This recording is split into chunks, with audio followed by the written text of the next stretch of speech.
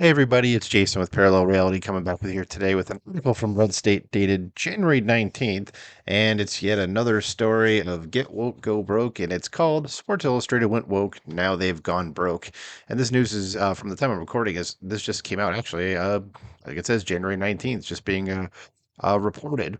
So it's like yesterday from the time I'm recording this.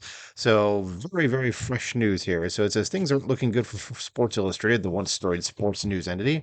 The once storied outlet, which has become increasingly far left over the years, laid off most of its staff on Friday, putting the entire future of the brand in doubt.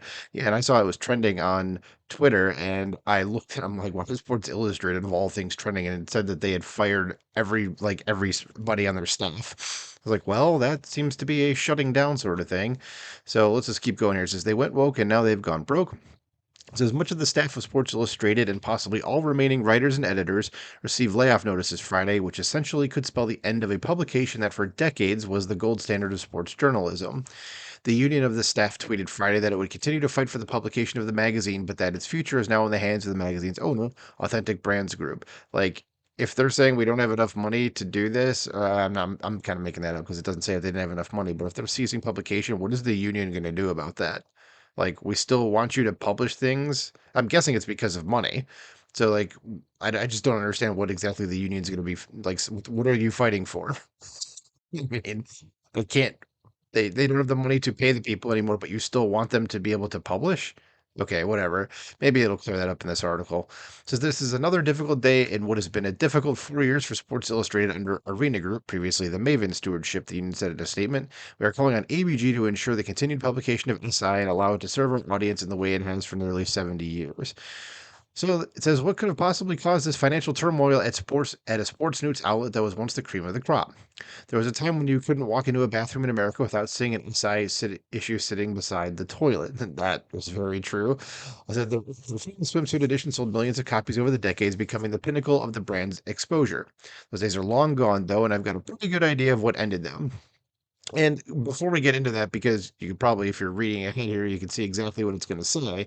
But it wasn't even that. Like, I actually used to get Sports Illustrated. In fact, I was subscribed to either Sports Illustrated for Kids or Sports Illustrated proper, going back to like, I think the late 80s or early 90s, until a few years ago, whatever the issue was that had Colin Kaepernick as the Sportsman of the Year, that was when I went, nope, I'm out, I'm done.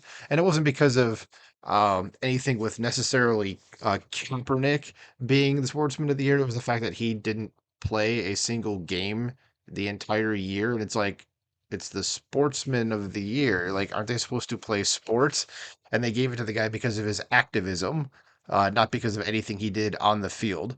So that's when I was like, yeah, I'm done. And then I started seeing in these last few years just very, very left wing articles in Sports Illustrated. They started going. They did go woke, and then of course it's going to go into exactly what I'm about to read to you right now. So in 2020, Sports Illustrated decided to showcase a transgender model who embodied the well-rounded woman in the swimsuit edition.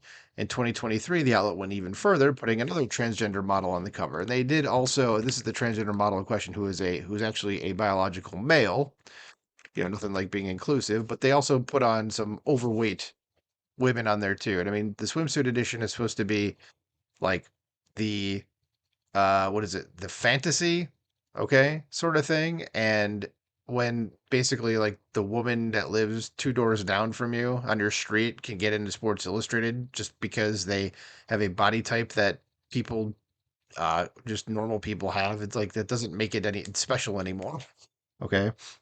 It's not, the Sports Illustrated swimsuit edition isn't the fantasy at that point. But anyway, let's keep going here. It says, yes, a sports news outlet famous for producing swimsuit editions for an audience made up almost exclusively of men decided it'd be a great idea to push transgenderism. Less than a year later, they appear to be facing financial ruin. Who could have possibly seen this coming? Of course, literally everybody that wasn't them or any leftists. Says this is what happens when news outlets decide affecting societal change is more important than just giving their readers what they want. Sports Illustrated is a sports magazine. Instead of acting like one, the outlet's editors and writers decided they'd cosplay as culture warriors. Men want news on football and baseball and other sports, of course. So they don't want transgender models shoved into their faces in lectures about abortion. Oh, they did that too. Fantastic. So it's said that such an iconic brand may be no more, but Sports Illustrated's downfall is deserved, and ultimately that overrides nostalgia. Yeah, I mean it's sad. I mean it really is because Sports Illustrated has been such a uh, a name out there. It's a name everybody knows, but hey, you kind of you let the enemy in, you let it take over, and everyone's warning you, and you kind of just said, "Nah, I'm not going to pay attention to that." And then, of course, the inevitable happens. So it is what it is. It sucks that it's happening because it is a brand that I think a lot of people until the last few years deeply respected and liked, and it's gone. So, what do you guys think about this? Let me know in the comments below. Like, share, subscribe, and I'll talk to you soon. Bye.